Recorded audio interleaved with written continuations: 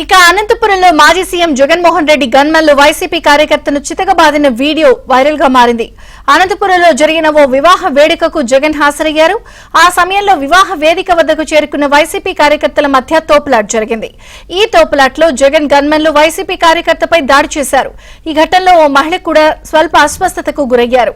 జగన్ ను చూసేందుకు వచ్చిన కార్యకర్తలపై ఇలా విరుచుకుపట్టంపై సర్వత్రా విమర్శలు వ్యక్తమవుతున్నాయి.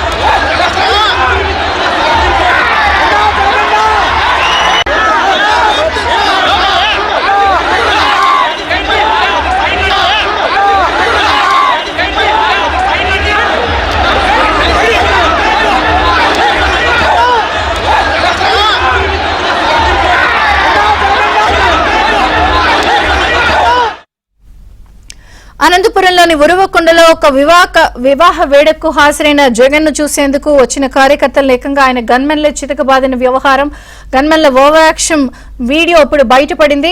ఇది సంచలనంగా మారింది. అప్డేట్స్ సురేష్ అందిస్తారు. అనంతపురం నుంచి సురేష్.